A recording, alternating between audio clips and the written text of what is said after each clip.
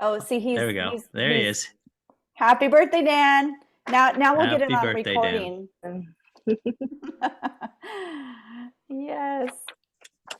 Awesome. We do start presentations next week, so maybe we can go over a little bit of those details, because all you STAR students will be our prime suspects to kick us off strong. Yes. So first of all, I want to apologize if my internet goes out, if my voice, if I freeze. Long Beach has been, as a whole city, has kind of been riding a struggle bus this last week for internet. I'm not quite sure what exactly is going on. We had some violent weather. We had rain hit LA, so we were unprepared. And I see that it's still kind of intermittent once in a while. So if it does go out, just we will rebuild. Yeah. We had a hurricane hit this year. We had almost 3/4 of an inch of rain. We were very unprepared for that too. So we're struggling and rebuilding. But let me just go over. We'll start with, I think, actually, we'll start with the homework, because that'll build into our presentation in our org reviews.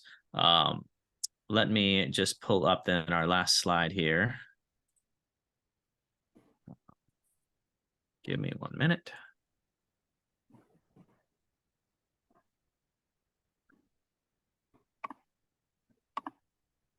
Alrighty.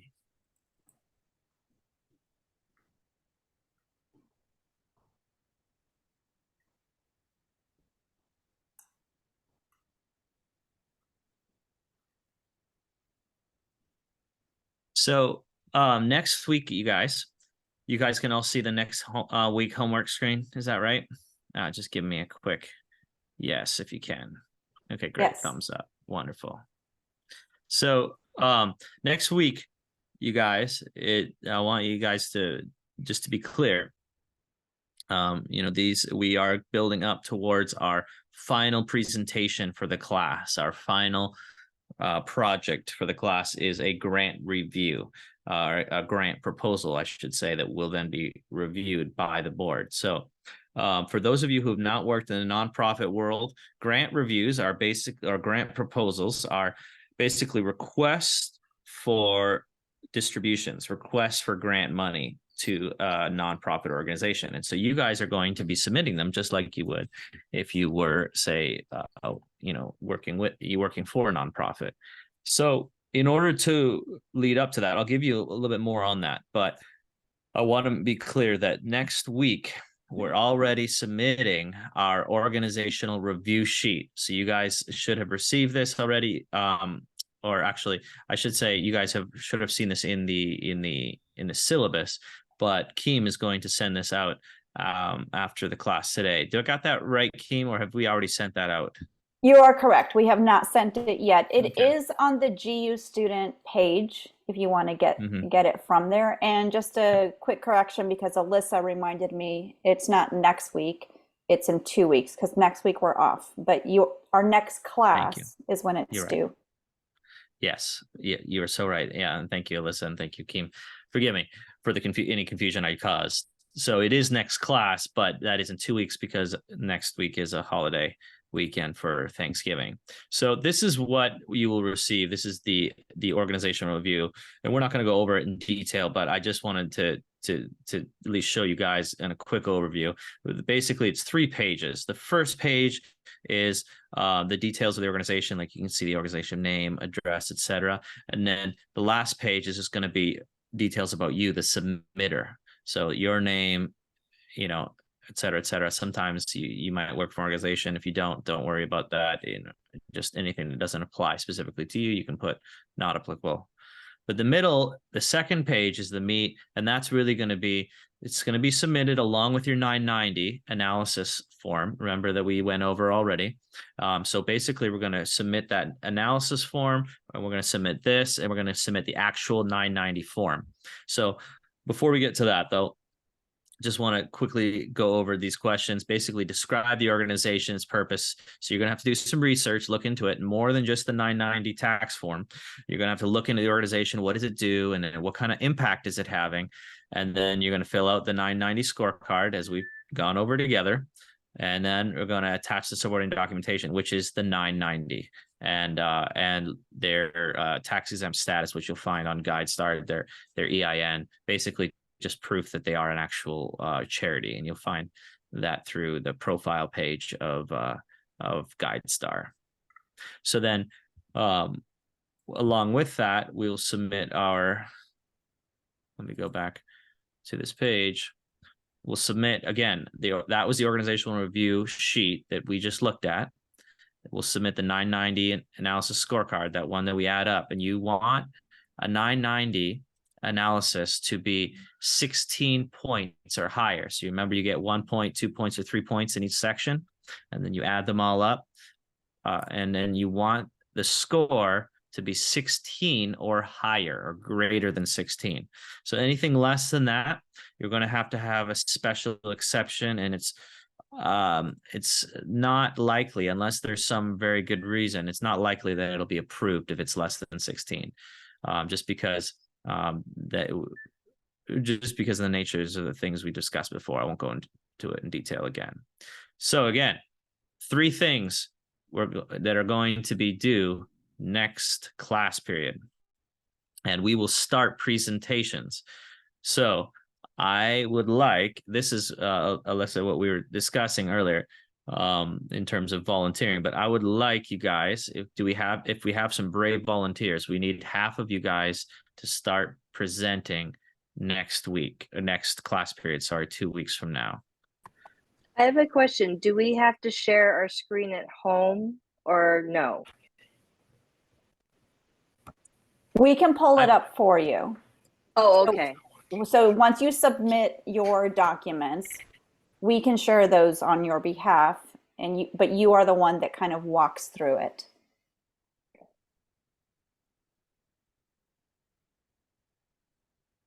Go ahead, Tammy. Yeah. Oh.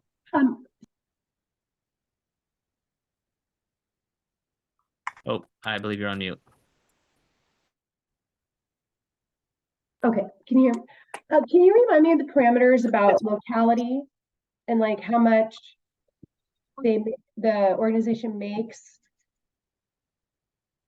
The Yes. revenue?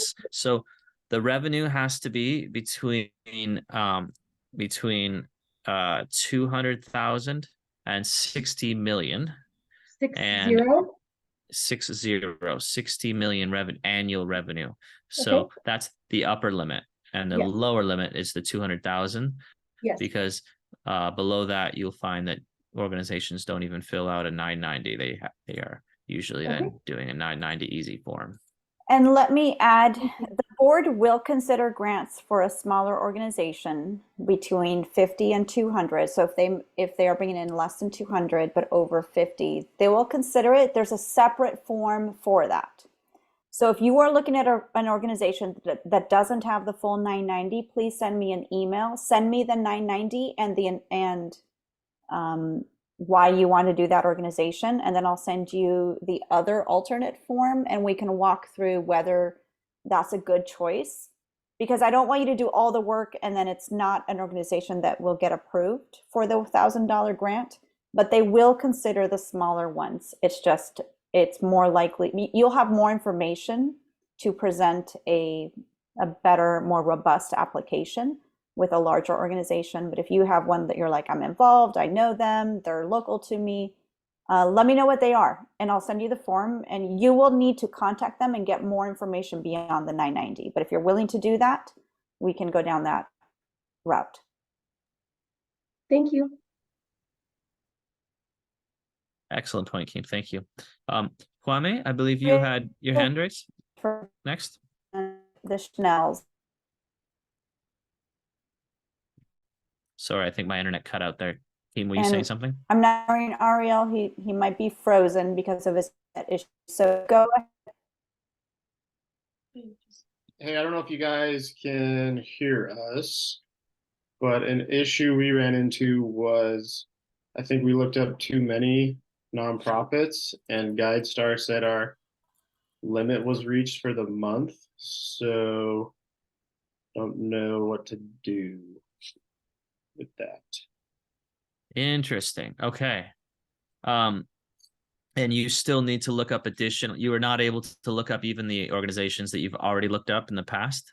Yeah, I was able to do that. One of them didn't get a very good score, and then the other one, its office is within 100 miles of where Katie and I live, but their outreach is globally. So I didn't know if that would qualify, or if the organization needs to do an impact or whatever within 100 miles of where we live. So Okay. Thank you for letting me know. I actually wasn't aware that they had limits on different yeah, counts. the other day when you were talking about the Red Cross, I kind of went hard and looked up a bunch of other ones too. So yeah, and which we certainly encourage. And I just wasn't aware that there was a limit. But we also GU has an account as well, and I think that there are no limits on what we can look up. I'll have to just discuss that with Keem. But anyway, at any rate, we want you guys to be able to finish the project. So communicate with us. Would you send an email to Keem after of the organization, or even a number of organizations that you still want the details for through GuideStar, the information that you need? We can discuss how to get that. Just gonna make a note so that I can talk with Keem after the class about that. Hiwame, did you also have a question? Thank you. Yes. Two questions actually. Will we receive like a copy of an example from a past presentation so that we kind of know what to do?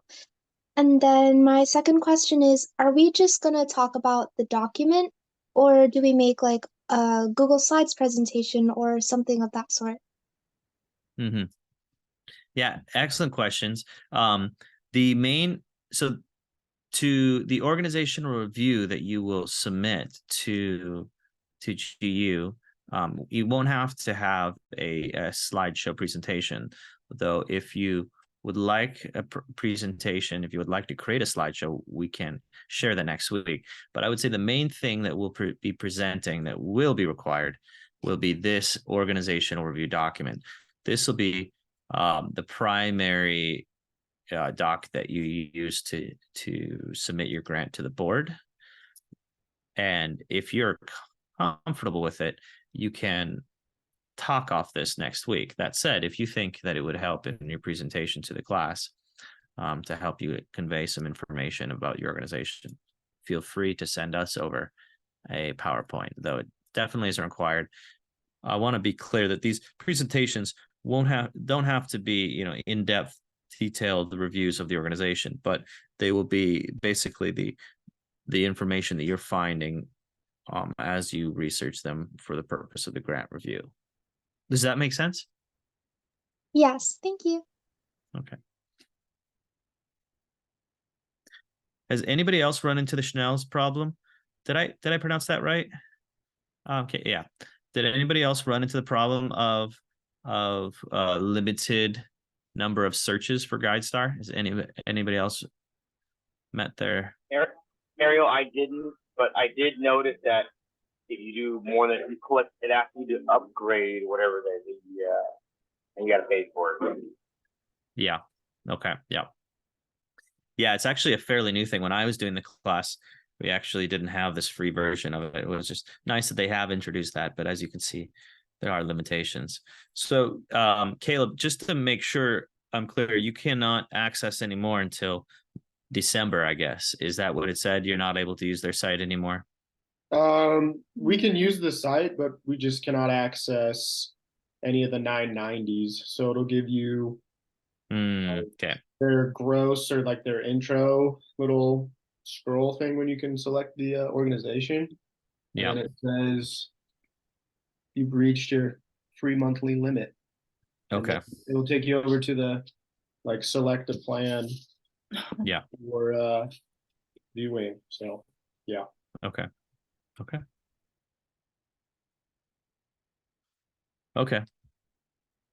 Well, I think apparently Long Beach isn't the only place in California experiencing internet issues. So Keem should be back with us hopefully before the end of the night. But at any rate, let's jump into the slides now. But I guess before I do, is there anybody here on the call that did not hear the quick presentation I gave on the homework that is due starting week after next class period, which is 2 weeks from now because we have a break next week? Can everybody give me a thumbs up if they understand everything, or just go ahead and ask any questions now? No worries if you have questions. All right. I'm seeing a thumbs, which is good. So let's jump into class then. All right. Everybody can actually, before I do that, give me 1 minute because I'm going to have to share from the beginning now.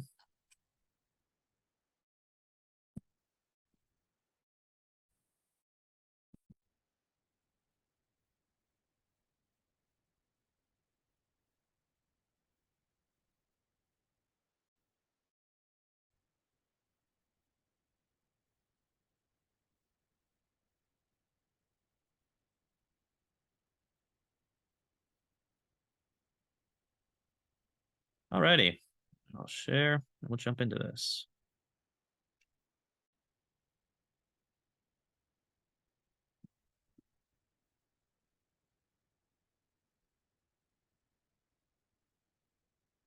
Okay.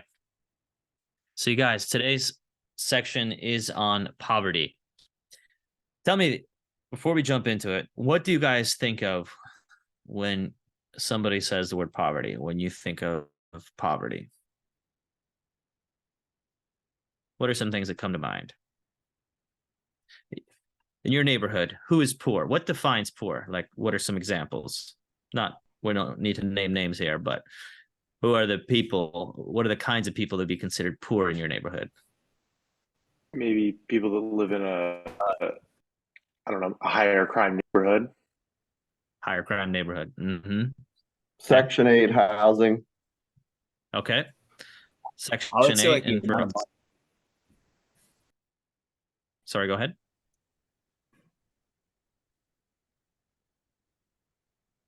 I'm sorry, I cut whoever off. I was gonna say like Saying something. the amount of like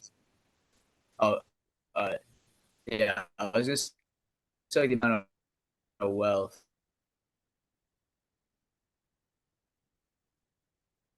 Mm-hmm. The amount of wealth.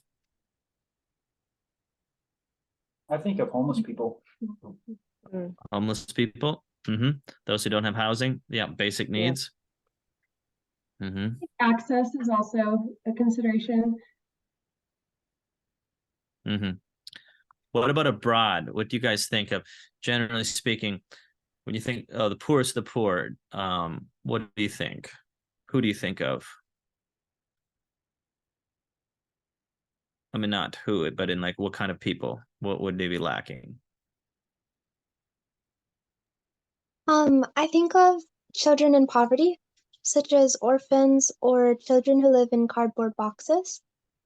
Mm-hmm. Again, not homeless, not having homes, not having basic access to what we would consider here, probably most of us would consider normal, to have access to clean water, food, basic healthcare, even including just hygiene things like soap and maybe vitamins or nutritious foods. These are things I mean, think many even of us, education education as well. Yeah. What do you guys think about when you think about the poor around the world, or you think about the poverty statistics? What do you guys? How bad is it in your mind? How bad is poverty? The issue of poverty around the world? Is this on a scale of 1 to 10?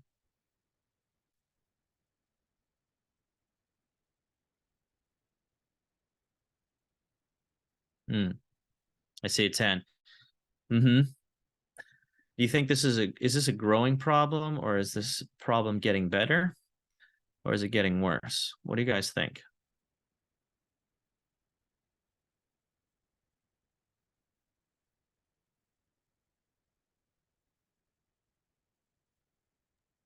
Alex, what do you think?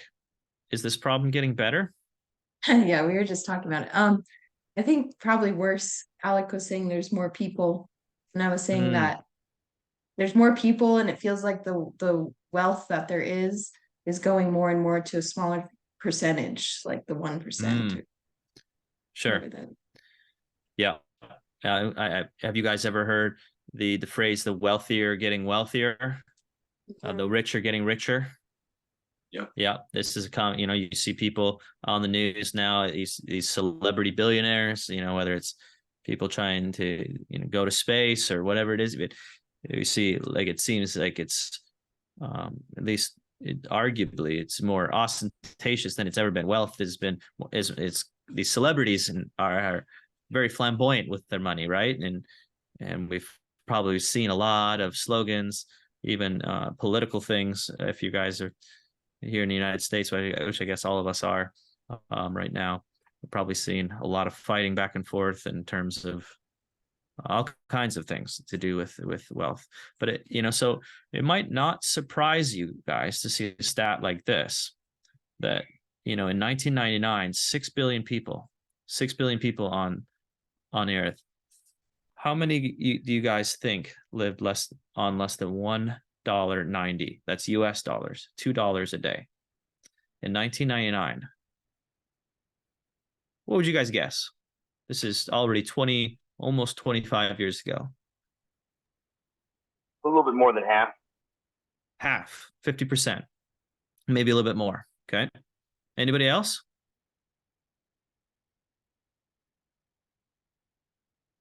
No worries. I mean, this is just throw some numbers out there. It's not this is not again, this is a time to learn and ask questions. No shame. And what do you got? What's your gut feeling? Is everybody around 50%? Is that kind of how everybody's feeling? I'll go with 20%. 20% of people left less than $2 US a day. Yeah. Okay. What about in 2017? So that as Alex, you mentioned, the population is growing significantly. What do you guys think it was in 2017? Any guesses? Alex, I believe you mentioned 60%? you thought it might be good. Sorry, go ahead. I apologize. My internet is not the best, and I keep cutting people off because it's slightly delayed. I was thinking like 60 to 70%. Mm-hmm. Is that how generally? Anybody else have any other numbers?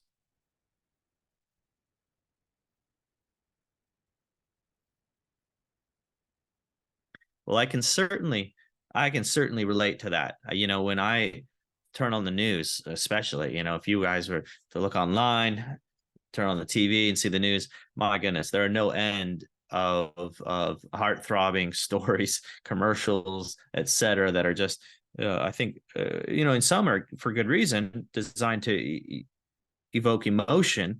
But I would get this idea watching the general media and the news and just the stuff that I'm seeing around me. I would expect certainly like something in line with what you guys are saying. So it may surprise us though, to see the statistics are actually a little different. In 1999, we were close. Some of us, I think one of us guessed maybe about 20%. But interestingly enough, global poverty halved between 2000 and 2012. It was cut in half. Those living on less than $1 a day cut by 100%, basically. Or they were half as much, you could say, and that's not quite cutting by 100%. Forgive me, but and from 1999 to 2017, there was a dramatic cut, and so it is interesting that there was a little exception, a little bump in the road on the in terms of the trajectory of the world getting wealthier in 2020, 2021 because of the pandemic related hardships that people underwent. But even now, 3 years after 2020, we're seeing trajectories slowly turn around and go back towards this trajectory of global wealth increasing, which is to many, including myself, especially like I said, when I turn on the news, I definitely wouldn't get this impression. But even from what I'm seeing around the world, I think it's easy to miss the forest for the trees, so to speak. I think it's easy when you see very detailed, dire poverty, especially issues like homelessness, which we highlighted earlier. Things like this are increasing in particularly where I live in Southern California. But when I look around, I see that I tend to extrapolate that onto the rest of the world and to the rest of the United States and think, well, everybody must be experiencing this. And I see things like, slogans like the rich are getting richer or the wealthy are getting wealthier. And I see these ostentatiously wealthy people. And I think, well, they must have gotten their money somewhere. So somebody must have given up their money in order to, fund all that stuff that they're doing. And there's nice cars and those nice penthouses that they're living in. But interestingly enough, we'll study some of the reasons behind this that actually as a globe, as a whole, as a world, as the earth, every citizen, I shouldn't say every citizen, but citizens in general as a whole are growing wealthier. And on every continent, citizens today, descendants today living on the earth are wealthier than their ancestors who lived in these places before them. And this is a fascinating thing. Of course, you have exceptions. There are some very wealthy families, that the grandkids or the kids squander the wealth, and what was once a very wealthy family, a wealthy set of individuals, are now poor. But as a whole, citizens of the earth are growing wealthier, and this is there's several reasons for this, but I think it's just, we can't get into all the details right here, but we are going to explore some of them tonight. But I want to encourage you guys that you're not alone, that actually 2/3 of Americans, 67% of Americans believe that poverty levels are increasing. And actually the opposite is true, which is neat. And I think a lot of it has to do with the fact that globalization is reaching the globe. This idea, globalization meaning global trade, technology, and a number of other things that are being incorporated. Communication is increasing around the world. And quite frankly, all of this technology and all of this global trade and global economy coming together is increasing the output of each person and is increasing the number of people who are able to work. And these are the basic things that increase wealth, at least according to economists now. And again, we won't be able to get into all the details here tonight, but I am certainly a nerd. I nerd out when it comes to things like this. I love talking about wealth creation and what actually creates wealth, and how do we as a society encourage people to create wealth, which ultimately benefits everyone involved, not just me, myself, but when I am able to help, especially if I'm able to, I think, like we talked about last week, manage and steward that wealth appropriately, then I can make my community better. And so that wealth ends up not just benefiting me and my family, but my community as well. So as I mentioned, COVID-19 led to the first rise in a while, in several decades.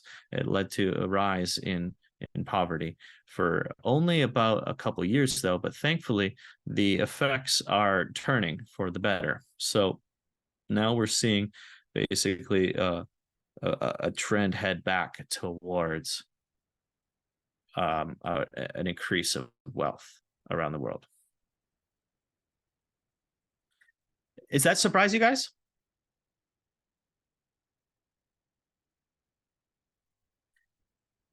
What are your thoughts? Do you agree with me on that in terms of what do you think is causing the increase in global wealth? How is it that the wealthier, we have more billionaires on the world today than we ever had before?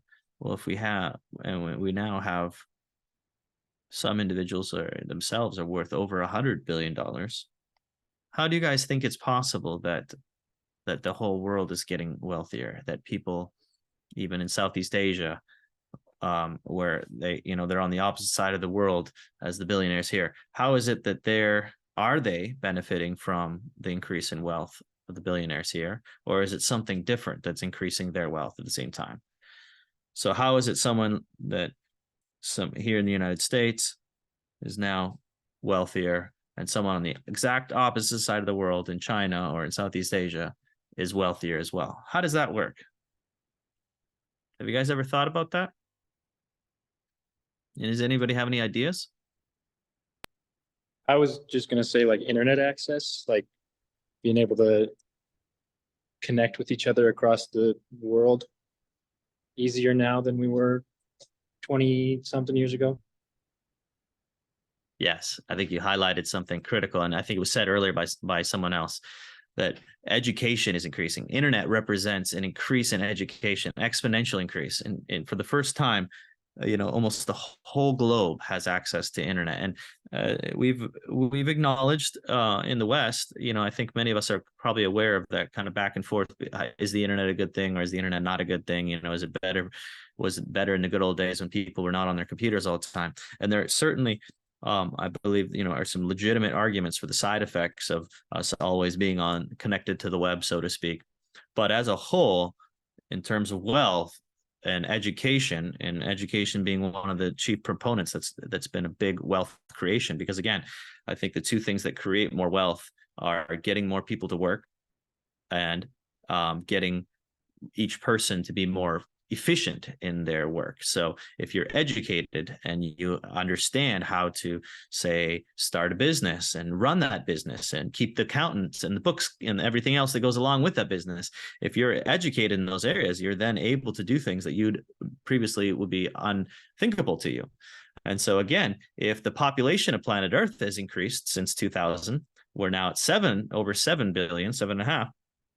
The global wealth increases as well. Interestingly enough, it's not just the overall amount of wealth, it's actually increasing per person as well, because I think a lot of that, Carter, is what you mentioned is things like the internet and education. And the internet also allows global communication like never before. We're able to send messages and immediate transactions over all around the world. I'm able to now order something from China. Somebody previously in China might not have never been connected with me, but because of global supply chains, which largely depend on the internet, we're able to efficiently and quickly move goods and money back and forth to people who make those goods and people who want them and connect them. And so it's incredible what mankind has done. So I think there's something to celebrate there.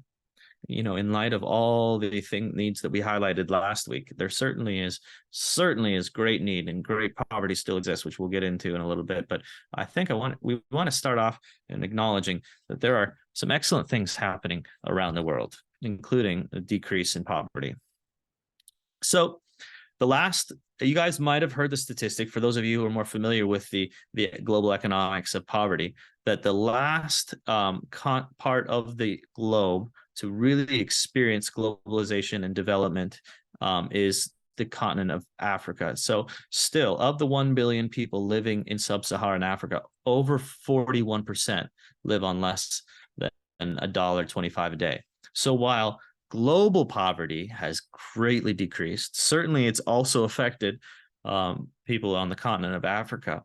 But this is the last should say, poverty is still a major problem here in this country. It's not to say that it's not a problem elsewhere, but in terms of dire poverty, less than $1 or less than $1.25 a day, which I would imagine nobody in North America lives on less than $1.25 a day. Even if you're not working, you still have government subsistence programs which allow your income to be considerably more than that. And so for those who are still in dire poverty, 41% in sub-Saharan Africa. So compared to the rest of the world, poverty is still a major issue in these areas. And this is, really interesting, I think, in light of the fact that there has been so much focus on Africa. This is probably not the first time that you've heard that there's a lot of poverty in Africa, and that people there are struggling with basic needs. And you guys are probably familiar with different organizations that are meeting those basic needs, whether it's with clean water or whether it's basic housing. So tell me, do you guys know how many children under the age of 5 last year died from preventable causes?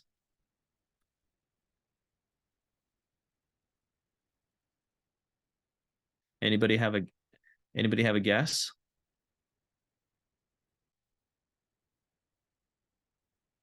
How many children under the age of 5 last year died from preventable diseases? I'm gonna guess 7 million. Mm-hmm. Is this worldwide? Yes, worldwide. 7 million is a good guess. I was gonna say 2 million. 2 million. Yep. It's actually in between 2 million and 7 million. So do you think the rate of child death is increasing or decreasing? What would you guys say? In light of the poverty statistics we've discussed earlier, would you say it's increasing or decreasing? Brent, what do you think? Increase. Increase. Increase. Okay. Brent, what do you think?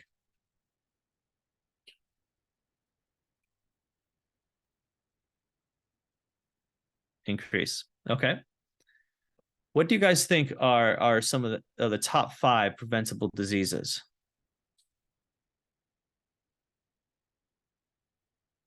Or causes, I should say, in general. Waterborne illnesses, specifically like contaminated water and kids not having access to like sanitary needs like sinks or just clean water in general. Mm-hmm. Anyone else? Bacterial infection? Yep. Mm-hmm.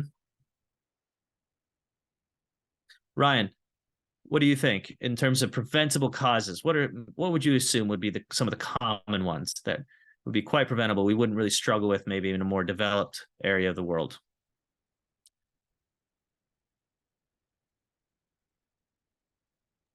I'm sorry, I couldn't hear you. You're like breaking in and out. Okay, my apologies, you guys. It must be my internet's not so good. What was the question? I'm sorry. What are the top 5 preventable diseases? What would you say would be among those? I would say the common cold. Okay. Influenza. Mm-hmm. Yeah, indeed. There are on the top 5, again, these are diseases that are very common in certain parts of the world, but are actually almost completely preventable and probably would be very rare for someone like us to experience in a more developed part of the world. But this is not going to come up here. Oh, my apologies, guys. It's not coming up properly. But anyway, pneumonia. The top 5 diseases are pneumonia, birth complications, newborn infections, diarrhea, and malaria. So in the United States in particular, what of those over 25, what group of people are the most likely to be living below the poverty level? What do you guys think?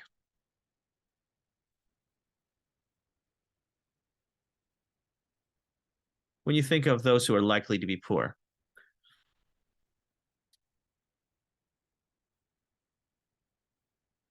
Anybody have any ideas? Children or the elderly? Yep. Yes, certainly. Certainly. But in terms of those who are over 25 years old, like when we think of just normal adults, certainly elderly. Yep. Absolutely. Those who are unable to work. Disabled people, maybe? Disabled. Yep. Disabled, certainly. Yep. Native And Americans. Native Americans. Yep. Mm-hmm.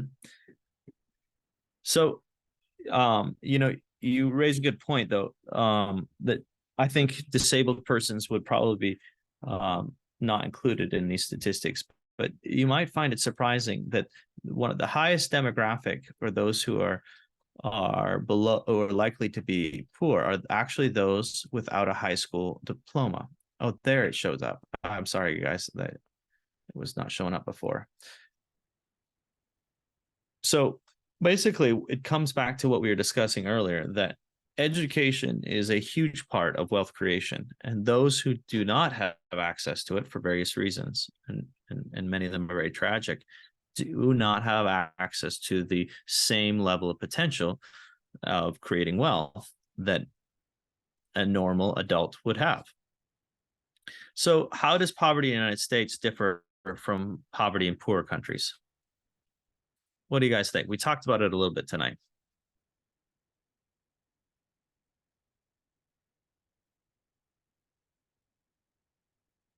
What would you guys think when you think about the poor here or the poor in other parts of the world?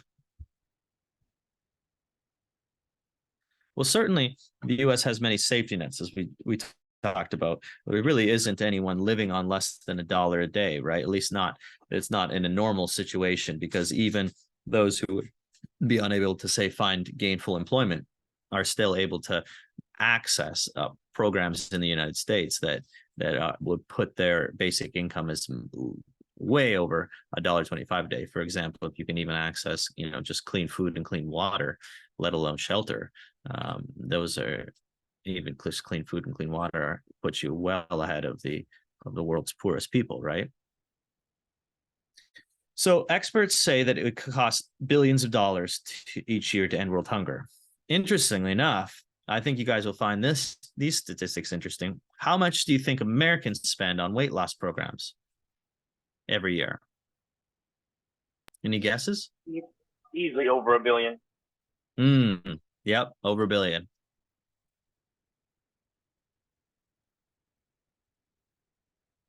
What about on obesity-related healthcare? So this would be all the healthcare costs associated with diseases associated with obesity.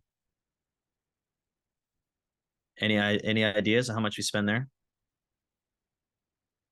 Any guesses? Well, it might take billions each year to end world hunger. Actually, the number is 44 billion that it would take to end world hunger. But interestingly enough, Americans spend 62 billion every year on weight loss programs and products. So those are just the products and the programs that they buy.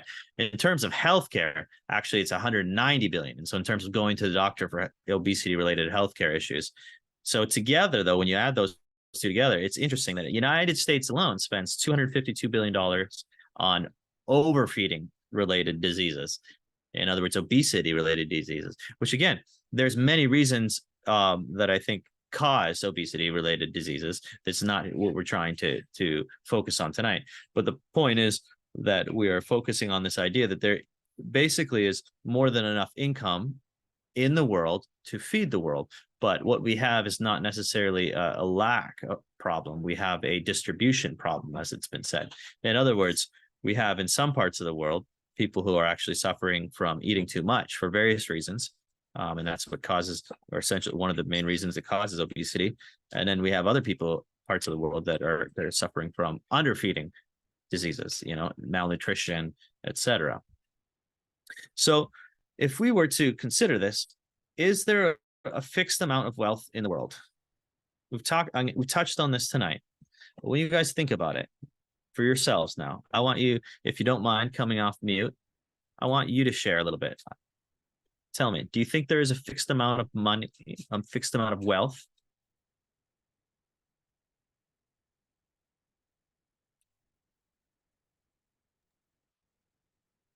No, I believe wealth can be generated, more wealth can be generated.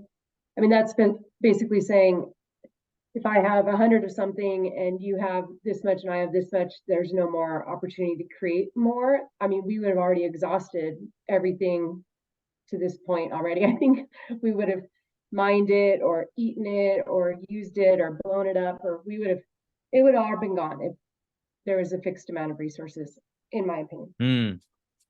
Very interesting point. Yeah, very excellent point. Debbie, were you going to say something as well? Did you have some ideas on the topic? Well, kind of pre-topic, which I don't know if anyone else is being skeptical. But just to me, I'm like, how do you put 44 billion on world hunger? Like, how do you estimate that? Because like we've talked about, you can't just throw money at poverty, right? And solve it necessarily. So I don't know. I'm just like, where does that number come from? How do they figure that out? Excellent point. An excellent question. And I think that absolutely one worth asking. While I don't have the exact statistics of where this particular number came from, I can tell you that it's a general estimation from economists trying to predict what it would take to feed the number of people who are still below the poverty line, who are basically suffering from malnutrition, who are suffering from lack of food and water. And then trying to estimate, okay, what would it take realistically if we were as a globe to, or, you know, say a business were to like estimate how much would it take to fund that. That's where that comes from. You're right. You are absolutely, you bring up some, I think, a very interesting point, that even if we had that, say, 44 billion lying around and we just said, okay, great. Well, is there a company, is there such a company that could effectively use that 44 billion to solve the problem?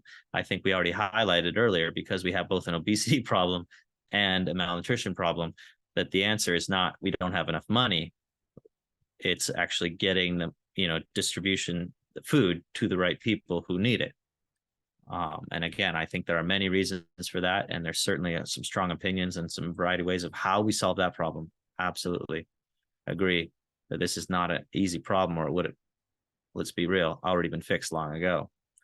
But as far as finances, what we're highlighting tonight is that I think, first of all, that there is a distribution problem. Second, that as we discussed tonight, and I think that Tammy, you pointed it out in line of what we've been saying, just the fact that global poverty is declining over the last 20 years shows that there isn't a fixed amount of wealth. So I want to be clear, the number of people in the world has gone up, as Alex, you pointed out. We would expect, if there was a fixed amount of wealth in the world, for poverty to increase. In other words, if there were 5% of the population was poor before, it doesn't matter if that, and there's a fixed amount of wealth, if the population increases by 100%, then we would expect there to be now at least 10% or more poor. But in fact, there is a declining percent of people. In other words, in terms of percentage of population and in terms of real numbers, there are less poor people, there are less poverty-stricken people, we'll say, those living on less than $1 or less than $2. I think poverty is defined by less than $2 a day, dire poverty by less than 1. And so there are, both in real numbers and in percentages, less poverty-stricken people in the world today. But there is, interestingly enough, a greater amount of wealth in the world, not just for the wealthy, as we see, but for the global population in general. And certainly there's still dire poor people, but there is a redistribution of wealth that happens around the world. And this happens naturally, I think, as we've seen and we pointed out earlier. When you have communication, I think it was, I believe, if I'm not mistaken, it was you, Carter, who mentioned that the internet has come in and I think has provided a major, has been a key player in helping redistribute wealth around the world, because now we have people with good ideas who previously never had access to be able to sell those good ideas, whether they were in good inventions or good products or good things. Now we have, with a global system, we can connect buyers and sellers in a way that distributes wealth much more evenly around the world. And certainly there are other forms of wealth redistribution. You probably, many of us, if you're at least like me, you think of a government-related redistribution wealth, and certainly that is a way to redistribute wealth. Government can come in and through taxes and through other means take money from some or in a greater amount and redistribute it to others through different types of poverty enhancement programs, such as welfare, food stamps, etc. That's another way to redistribute wealth, but that's not the only way. I think it's important to recognize that even just the global system of trade in general is a form of wealth distribution. It takes money from those who have, in other words, those who have tons of hundreds of millions of dollars and want to buy Ferraris, and they buy Ferraris. That's a form of wealth distribution. And then those who have the, get the money for making the Ferrari, auto mechanics and engineers and all the like, they intend, go in turn and buy stuff elsewhere. And we have a form, and the more efficiently that works, we have a global supply chain, the more distribution happens from the wealthy to the poor around the world. Does this make sense? Is there any questions? Anybody anybody disagree with that? I'm not saying that all of that was locked tight, but I think there's, some opportunity for discussion here if there's any questions. All right. Well, I want to focus in a little bit on the forms. I talked a little bit before about the idea of creating new wealth, but specifically I want to talk about production, commerce, and business. So I know that there might be other forms, there are other ways to create wealth, but these are the, I would say, the primary ways that mankind has created wealth since the beginning of time. And you can think about society as we've, you know, gained technology, and as we created more technology, we've created more ingenious ways to produce food, right? We're much more productive, you know, with the invention of the hoe and the harness to harness the hoe to oxen or to horses to pull the plow. And then with the invention of the tractor that replaced oxen and horses in much of the world. And then, you know, the invention of combines, which are these huge machines which help harvest and plow and plant, et cetera, productivity has increased. And when you think about productivity per person, so it only takes one person to drive a combine, say, for example, or in many cases now, it's done entirely by GPS. There's not even a driver in the combine. You can think about that, the productivity that's happening there per person, versus it took hundreds of people to manage a field only even 150 years ago, you know, when you think about farms in the past. This was, you know, so certainly productivity is increasing per person in the area of agriculture and production. So that leads to creation of wealth. Commerce, as I've mentioned.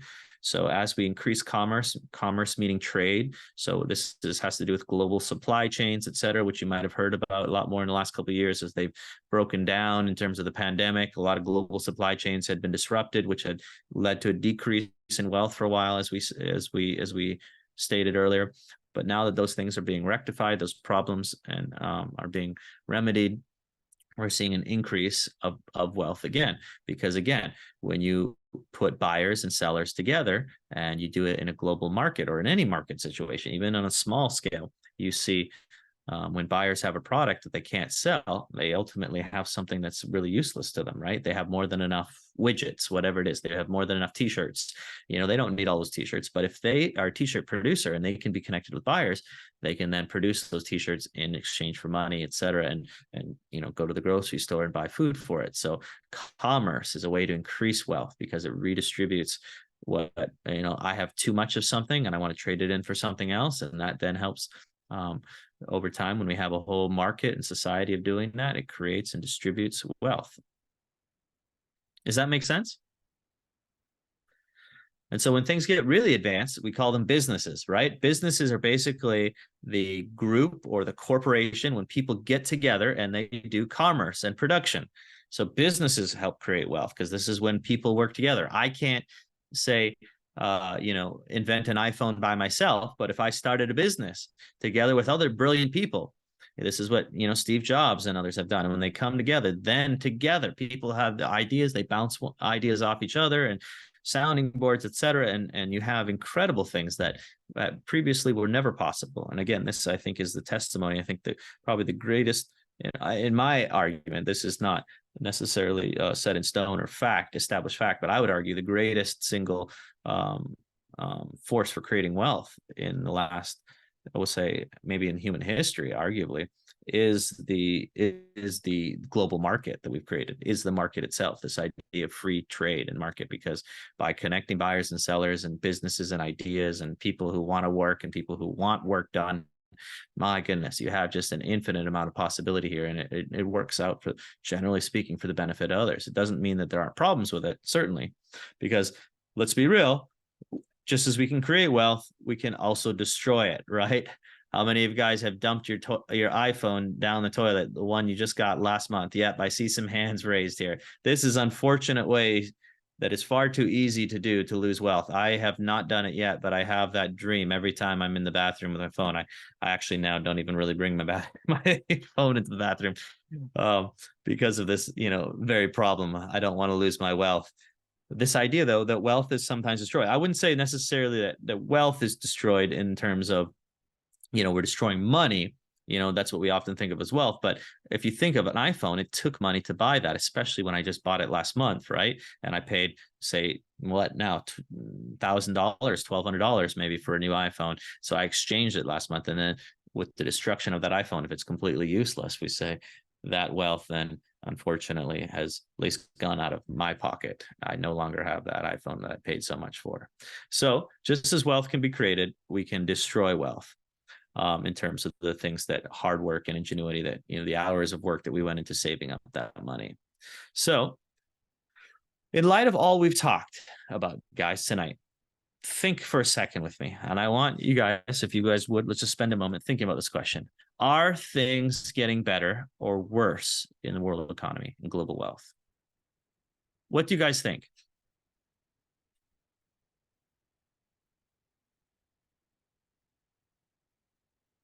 Can I have some brave souls come off mute and give me your thoughts? Ariel, I have a question for you regarding Please. the stock market. How would you classify the stock market in those three different, the production, commerce, or business? Because that's, to me, a major wealth generator. I mean, I know a business is offering 401ks and things, but to me, that just seems to be such a game changer for a lot of people. So, Excellent question, Tammy. Yes, excellent question. Actually, there's certainly room for nuance here. I don't want to just of course, I don't want to just portray that these are the only forms of wealth.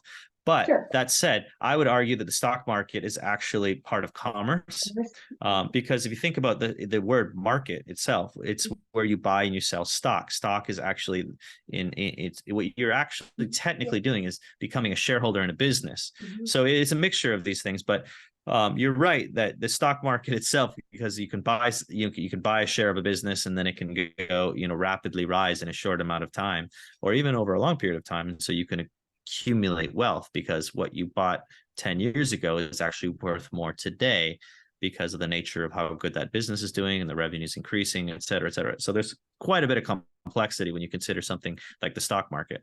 It's actually, in my opinion, speaks to the point that I was making in terms of, I think the single greatest generator of wealth in human history is the market, including the stock market itself. I think it's probably the most sophisticated market that we've ever, as a human society, come up with. And certainly today, when we're using options and derivatives, et cetera, if you guys are familiar with some of these market terms, but and certainly it's not without its problems. But I think there's, like you pointed out, Tammy, very many benefits to being able to participate, because now I'm able to take my, we'll say $100 that was previously maybe sitting under my mattress or maybe in a bank account, and now I can actually purchase a portion of another business. So a business that I'm actually not personally affiliated with, but I purchase what we'd call a share of that company, right, in the stock. And what will that give me, Tammy, when that happens? Are you familiar with this? Well, a share of the stock? Mm-hmm. What kind of benefits do I get by owning a share of a stock? Well, voting rights, a lot of times dividends, and then I get tax incentives or tax breaks. A lot of times, for 401ks, because I don't get taxed on that money, and then it goes into retirement savings fund. So a lot of different benefits, a lot. And then usually, like over time, it goes up 10%. I mean, that's pretty standard stock market if you just leave it alone. So you increase your wealth, and then you get money on top of money, right? So you get, your return on investment increases because you have more now over time. So, but I would say, to answer your original question, I think things are getting better in that regard because there's a lot of opportunity to create wealth over time. And you could certainly argue that money doesn't fix all problems, right? I certainly understand that that's, very fair point. But in terms of wealth creation around the world, you can see actually that things are getting very much better in terms of the GDP, or the gross world product. So might have heard GDP before, which is short for gross domestic product. But in terms of all the goods that the whole globe produces, we actually have statistics that show us that in 1900 it was 1.1 trillion. So divide that by population. It's the population in 1900 was far less. Now we have 1925, we have 2.1 trillion. It increases 1950 to 4 trillion. Now watch this, you guys. 1975, it goes up to 15 trillion. In 2000s, it's 41 trillion. In 2014, it's 78 trillion. And interestingly enough, you guys, it's not just the United States or wealthy countries in Europe that are growing and increasing that GDP. In fact, it's poor countries, especially in Southeast Asia over the course of the 20th century. So from 1900 to 2000, the most rapidly growing part of the region in the world, it was Asia. I mean, you think about South Korea and China and Japan and Singapore and Philippines and all of these countries. Certainly there's, I'm not saying that wealth has fixed everything, but in terms of wealth growing, that is dramatically increased, and the standard of living has then increased with it. And this is, excuse me.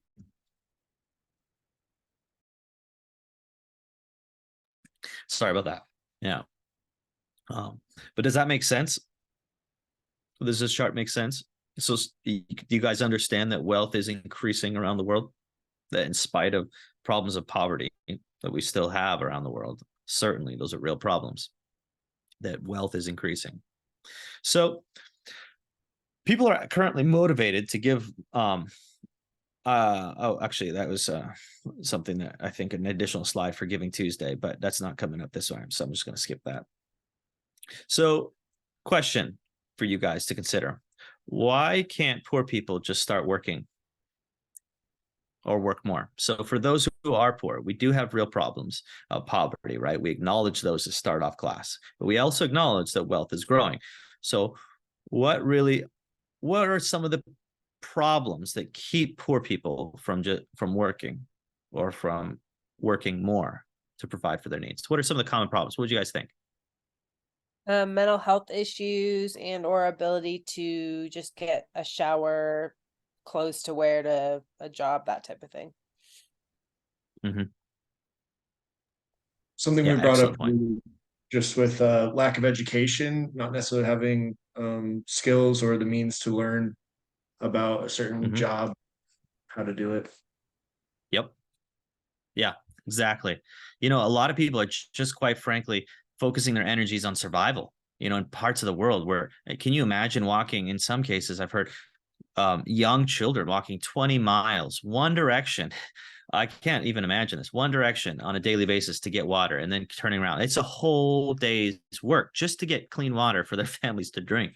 And it's, when I say clean water, we're not talking about purified Aquafina. We're talking about what we would consider very, very dirty water, tepid and just kind of stagnating water. And so you can imagine what kind of diseases would come with that. And you're focusing then on curing those diseases or treating them. And you can't imagine how much energy you'd have, when you're spending all that energy on fighting diseases. So it's a very real problem, right? Some people are just, quite frankly, focusing their energy not on thinking about how to, fund their 401k or IRA or something that we might be focused on. They're focusing on a very, basic need that they can't unfortunately get past to then focus on addressing some of these other needs, right? And many times we see those people caught up in a situation, it's because of some type of broken down system of government, right? Their leadership is corrupt, unfortunately, because many times if leadership over a nation or over an area is corrupt, it becomes almost unbearably difficult for the people underneath to flourish, to have even common businesses. We take for granted a basic rule of law in this country that if somebody breaks into my business, I, one, have insurance, two, can call the police and they come and, take those criminals away, or at least ideally prevent the criminals from doing that stuff in the future, right? Well, what if you have the government participating in that, and then you just, basic rule of law is so vital for the, the basic things, the basic things like working and doing business that we often can take for granted when it works so well for us.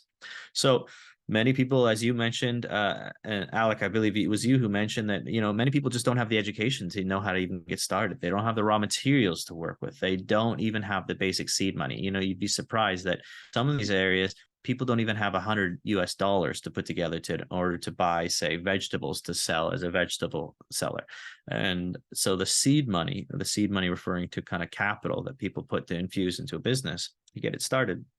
Many places don't have things like working banks or dependable banks, or if they do, those banks are charging such high interest rates, or those loan sharks are charging such high interest rates that they're, basically make it unbearable for people and they get trapped in this cycle of debt and poverty. So can the poor escape from the trap of poverty cycle? What do you guys think? Can poor people escape poverty? What are you guys' thoughts? Michael, what are your thoughts? Can poor people escape poverty? I would say yes, but it's much more difficult to, you know, when you have those kinds of disadvantages like a lack of education. I mean, especially if you don't even have the opportunity to educate yourself, you know, that can be really difficult. Yes. Yes, and there's so, unfortunately for the poor, there are often so many obstacles. There's reasons for them being poor.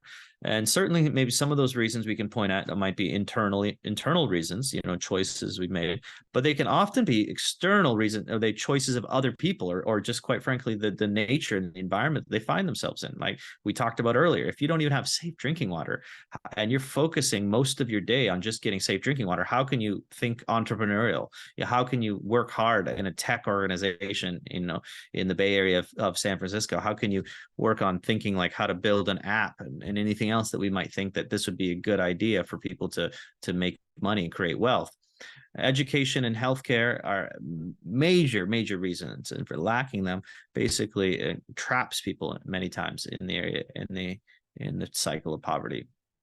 So this includes the training for being an entrepreneur, and along with that education, like we mentioned before, seed money for businesses help people escape the trap. And this is an interesting organization. And I encourage you guys, actually, if you are interested in the area of capital funding and micro lending, to look up the organization Kiva. I think it's a very cool organization. They basically have made they've created a structure to create microloans, and microloans are very, very small loans, you know, to help fund businesses to get them started. And they've had incredible success. I can't remember the number right off the top of my head, but I believe it's in the neighborhood of 97% payback rate. So they've basically set up a structure through the internet online. They have a website that connects lenders and those who want loans. And they work with several organizations. So it's not just Kiva getting the money and then funding with loans, but they work with local organizations who are able to vet and make those loans in these areas. But they have lenders then, and they connect those lenders with those who are borrowers. And then they have a 90% payback rate. And as soon as that loan is paid back, you're then able to select someone else and lend that money out again. So it's a really neat system that I think is, from what I can tell, it might have, I think, you know, it might not be perfect, but I think it's doing some really good work in helping lift people out of the cycle of poverty.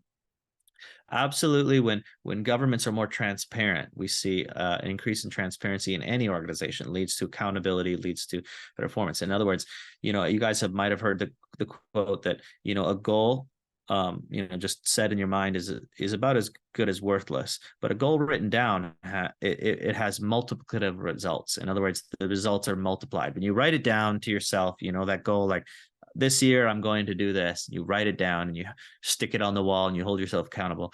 Those results, the effects of it are multiplied. But if you write that goal down and share it with someone else, in other words, you have transparency and accountability, you allow them to speak into your life and you remain accountable to them, you tell them how you're doing, you update them on that goal, those results are exponentially increased. So I think if you guys have heard that idea before, I think the same is true for any system. When you have transparency within a system, generally speaking, you have increased accountability, then you have increased efficiency, because it just encourages people to be more efficient when they know they're being watched and they know they will have to give an account. So limiting foreign aid, interestingly enough, this might be counterintuitive to some of you guys, but foreign aid has actually, unfortunately, been a very big contributor to keeping people trapped in the cycle of poverty, because quite frankly, it just creates a mode of dependency. And you guys you get to watch the documentary Poverty Inc. and hear more about this. But have you guys watched that documentary yet? Have any of you seen Poverty Inc.? Okay. Well, this will be I think maybe a couple of you who have seen it, but this will be, for me anyway, it was very eye-opening. I knew some of the details because I grew up overseas working in nonprofits. My parents ran an orphanage growing up. I mentioned that earlier, I think, but certainly it was eye-opening for me even still just to see the effect that foreign aid has actually had on some of these countries. You think, oh, we're giving money to these people. Of course, like we're giving money to this person, we're giving money to that person. This is going to help them immediately. This is why wouldn't it help them? Everybody's helped by money. But the point is actually money to those in the wrong situation at the wrong time, it actually might not be not only a benefit, it'll be a hindrance to them getting out of poverty, because unfortunately it can crush businesses when all of a sudden we give away free shoes to people. You know, you come into a town or a city and you all of a sudden give away free shoes to everybody. What do all the shoe sellers who had a legitimate business in the area, who are maybe not that big, you know, and depended on a daily supply, you know, of buyers to buy shoes from them, you know, where are they at the end of the day? Unfortunately, they're then forced out of business because nobody wants to pay for shoes when they're getting free ones. And so that's just one example of things that unfortunately cause disruptions. And especially if those then free shoes evaporate, then everybody's left shoeless because there's no more shoe sellers, or at least it takes a while for them to come back. So what is the right way to end poverty? What, you guys have any thoughts? I'm interested in hearing, what do you guys think is the right way to end poverty? I think it could go back to like I think we brought it up last week, like the teach a man to fish kind of mentality. Like, yeah, maybe, I don't know if that's yeah. Well, we at GU, and I think we have good statistics for this from economists, believe in economic growth. If you stimulate the economy, what is the economy? Yes, sometimes it becomes quite complex in a nation like the United States. The economy is very big and robust, but the economy just basically refers to the people doing business and doing work. So if you stimulate people to do work, you encourage them, and you also provide education, you provide the seed, et cetera, you encourage economic growth. You bring people out of poverty. How do you grow an economy? How do you guys think? What are some of the best ways we've discussed tonight, maybe, that you think are good ways to grow the economy? Innovation. Innovation. New innovation. Yes. Yep. Well, there are certainly more ways, but certainly I think two of the biggest things that unarguably help stimulate the economy are seed money, capital, like we'd say here in this country many times for big businesses, and training. This idea of giving people the materials they need to do the business, the work, and then the training to do it. So think about this. What if you gave a third world entrepreneur 2 rabbits? Well, this is what's interesting, is I got to participate in this particular trip where these pictures are from. But these 2 guys are actually part of an organization. So the guy on the left here is part of an organization that helped provide the capital, the rabbits, and built the small little structures that the rabbits live in, as well as some of the other things associated with growing rabbits. But I loved his approach. The guy on the left is saying, I know nothing about farming. I know nothing about growing rabbits. I know nothing, but I was able to help. The guy on the right is a Syrian refugee. So he was, unfortunately, his home was destroyed in Syria. And so he fled to Lebanon with his family. And he knew a lot about raising rabbits where he was from. He was quite a successful business owner back there. And unfortunately, he just did not have any of the means to do any of that in Lebanon while he was there. He didn't have the land. He didn't have anything. So he found himself in a very hard place where he was a very good worker. He was very active in terms of his knowledge and his education, but he did not have the means. And so it's incredible. The Cedars Network, which is the guy on the left, he works for the Cedars Network there in Lebanon. They were able to basically partner. And this is a great example of now, it was absolutely beautiful to come and witness this, because in a place of I tell you, you want to talk about places that were devoid of hope. When we visited Lebanon, the Syrian refugee crisis, if you guys have heard of anything about what's going on, is just filled with such tragedy. And it, if you're not careful, I think can stir up such feelings of hopelessness and like, whoa, this is such a huge problem. How do we overcome this? How do we possibly get people away from not only violence, but how do we help them rebuild their lives? And this was just an amazing story. And it was just simply, at the basic heart of it was people who thoughtfully engaged the culture. And they said, hey, we want to help Syrians. what do they need help with? What is it that they actually need? Well, they don't really, they're just sitting here on land that isn't theirs. They don't even have land to sit on. They have to rent it a lot of times. So they're spending money to just sit around, and they don't have any work. Nobody will hire them because, unfortunately, just between the Lebanese and the Syrian conflict, there just really isn't good feelings. So Lebanese, unfortunately, aren't even in a good place economically themselves. So they're very poor, and they're not they weren't interested really in hiring Syrians. Point is, Syrians were, you could say, up a creek without a paddle, very much in a hard place. And Cedars recognized, with some thoughtful people from there, hey, if we simply connect them with the means to do business, we can help alleviate this problem. And I'm telling you, I realized then and there, that is the answer to the Syrian refugee crisis. I don't want to oversimplify things, but sometimes I think that we get caught up in how the magnitude of a problem, and we forget that in these simple, well thought out ideas applied in a very strategic way. Don't get me wrong, I don't want to oversimplify it. It was very well thought out, very organized, very efficient, but it was beautiful to watch. And it was simply people doing business together in the end. Certainly Cedars Network is very what's the word? Humanitarian in their thinking. They're not there as a for-profit business, but they are using the techniques of business and work to help stimulate the economy for the Syrian refugees while they're in Lebanon, which is just a beautiful thing. And what do you get? You get many more rabbits. And this is the beautiful thing about their business, is it was growing. It were then able to then help other people because they were producing food, and they weren't having to put money into it and more aid. They were actually producing things that they could then sell or give away to others. Not only did they have work and a purpose themselves, which gave them meaning and dignity. To hear the Syrians talk about these guys from Cedars right here on the left, it was just incredible to listen to them, because they were like so appreciative and encouraged. And yet there were so many organizations that were focused on just giving to the needs, food, clothing, which is important. I'm not denying that it wasn't important, but I tell you, I did not meet any Syrians who were as thankful and grateful towards an organization as grateful as I did when I was on the property of Cedars Network. The Syrian refugees there was just overwhelmed with gratitude, because they felt like they even said it, very clearly.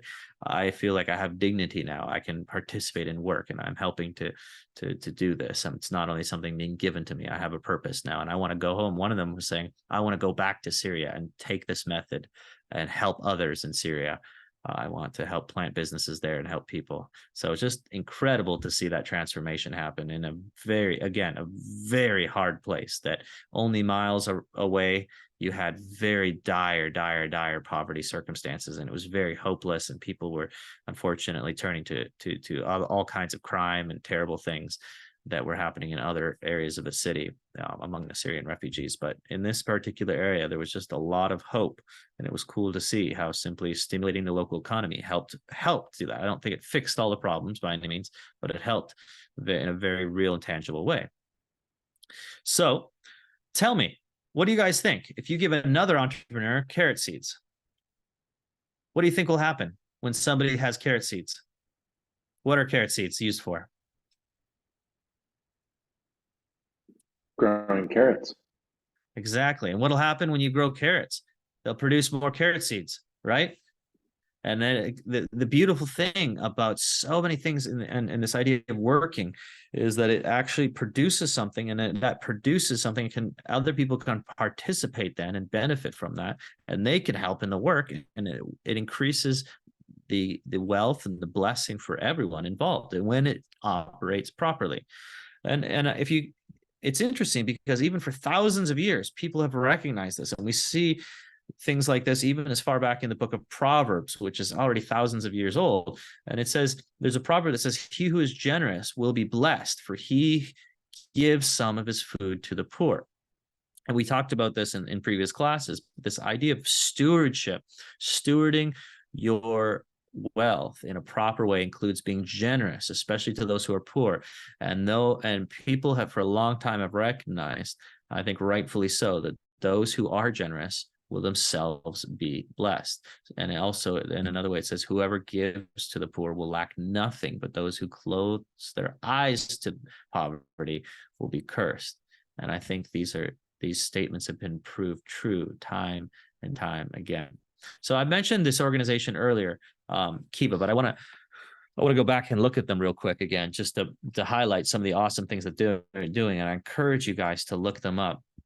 But basically, like I said, their focus is on micro loans. So, and this idea of micro lending is centered around the idea of lending very small amounts of money to trained entrepreneurs to help them start businesses. So it's this idea of I see a person who has a good idea but doesn't have the means to execute that good idea, doesn't have the tools, the money to buy the tools, etc.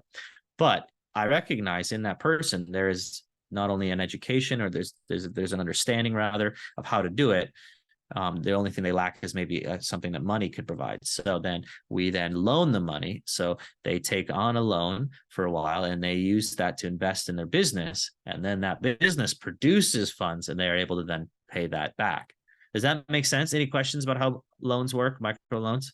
They basically are very similar to like a regular loan that we might take on our maybe like our home loan, but they're specifically business loans and they're very small. Does that make sense? Everybody clear on that? Any questions? Yeah.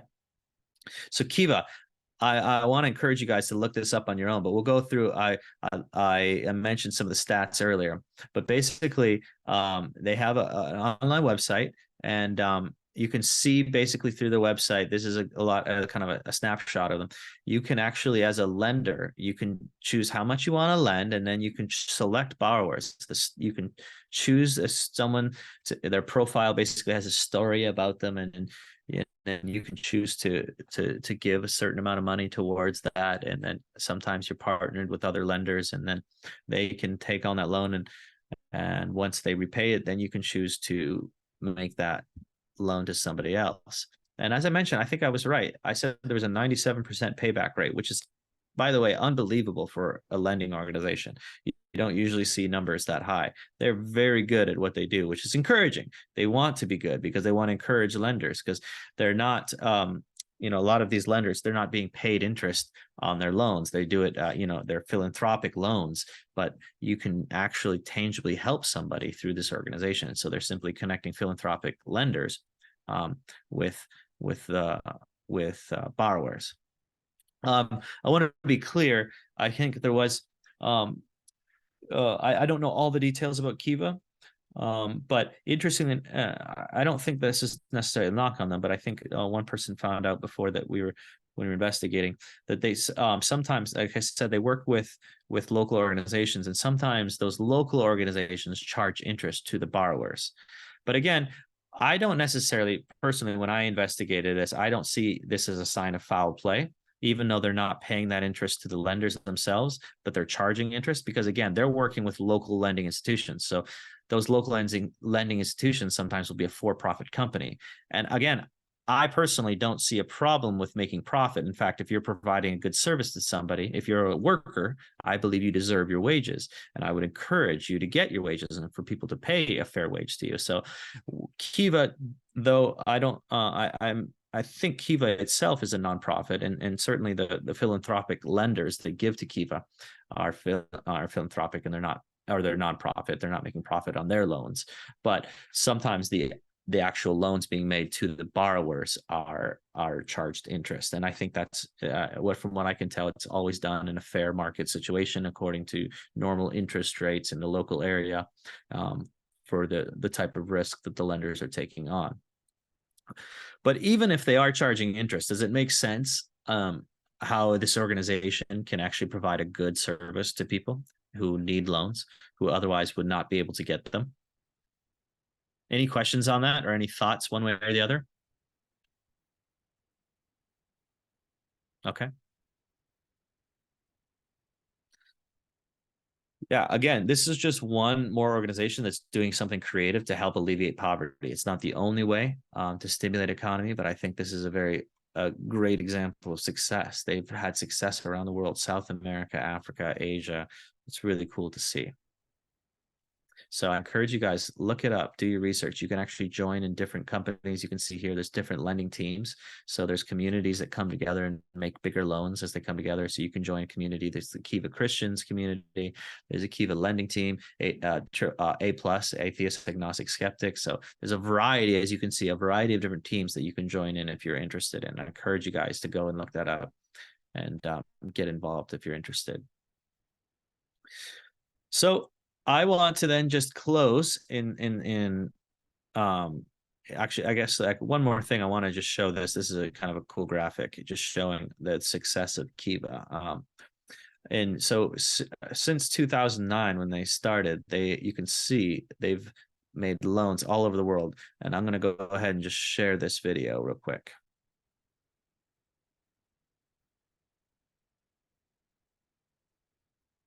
First of all, can you guys hear the sound in this video when I play it? No. Okay, forgive me. Let me well, I'll see. I don't believe that I have the ability to share sound through PowerPoint, because that's where I'm pulling this video from. Unfortunately, that's just not something I can do through Zoom and then PowerPoint, at least not that I know of. So what we'll do, instead of watching this here tonight, I'll ask Keem to send the link out for this video on Kiva to you guys in the email. I definitely encourage you guys to go ahead and watch it, though, because it's just cool to see, again, and not an organization I was familiar with when I first started with GU or when I went through this class. And though I was somewhat familiar with the lending process, I think these guys are using it in a very creative way to be a great blessing into all kinds of communities around the world. So in closing, before I close and before I go on to the homework again to rehash that, I want to see if you guys have any questions about what I shared tonight. Oh no. Did I lose my internet? I'm back again. Can you guys see me? Can you hear me? Okay. I skipped out there for a moment. You all froze. So I don't know if you heard me, but I said before we get into the homework again and we just go over that, I just want to check in to see if you guys have any questions about what I shared tonight. Shared some potentially controversial things, so I encourage you guys to share your thoughts. I don't think, can you guys hear me okay? Shoot, I think it's skipping out a little bit.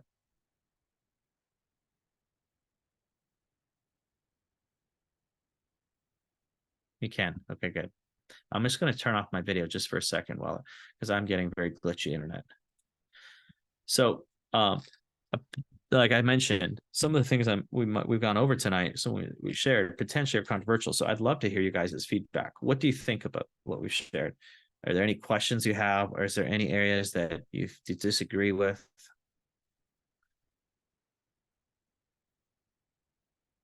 Do you generally agree? Debbie, when you think about what we shared tonight, do you agree? What do you think about stimulating the economy as a way to alleviate poverty? Do you agree? Yeah, I do tend to agree. I mean, I think poverty is complicated, right? So there's no like, oh, this is what's gonna solve this problem. I think it's more complex. However, I agree with most of what was said tonight. Yes.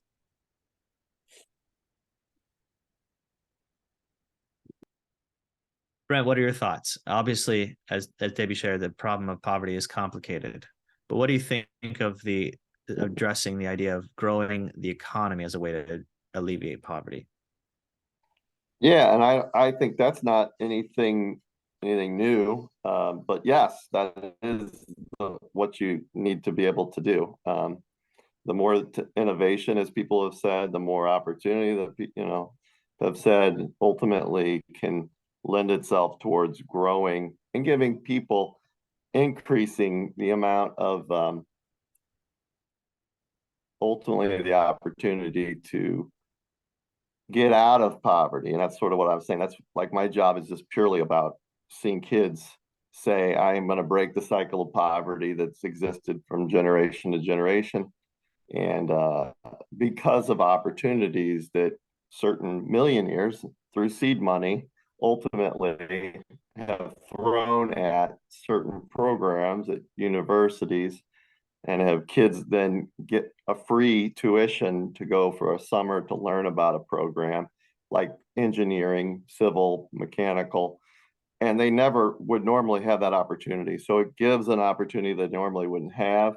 And because I've been there long enough, then I've seen these kids totally jump out of the poverty. And but it's all based on these things, these ways of going about trying to create more wealth.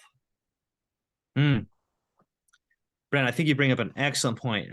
You might have made many good points, but one of the ones I noticed right away, you said these are nothing new, right? These points that we're making here. And I think that's a brilliant thought, because you're right that there isn't anything new that I think we are trying to teach at GU. But does everyone generally see the structure of what we're teaching and how we're trying to teach it? So the idea here at Giving University is to teach responsible giving, to teach generosity.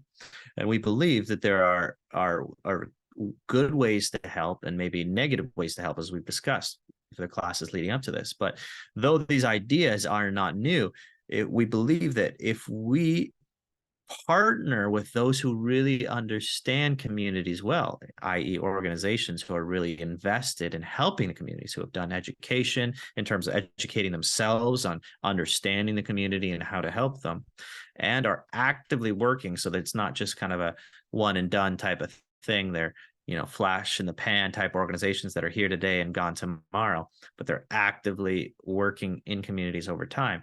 We can participate in judging those, so to speak, or evaluating those organizations which are doing the best work. And then we can educate ourselves, and then we can strategically partner with them.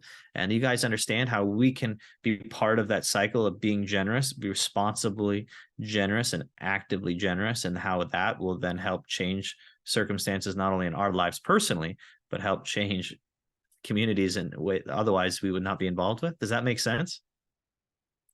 So as you guys think about your role in this, in partnering with GU, again, as you continue to learn, especially as you guys have the opportunity to go on a trip sponsored by GU, a research trip, I want you guys to actively think, what does it look like to help partner in breaking the cycle of poverty? That, I think, would be, if you can walk away with an understanding of, this is what I'm doing, I'm helping break the cycle of poverty, and this is why I'm doing it, this is how I'm doing it. If you guys can walk away with answers to those questions, robust answers, my goodness, I think you can really make a difference in the world.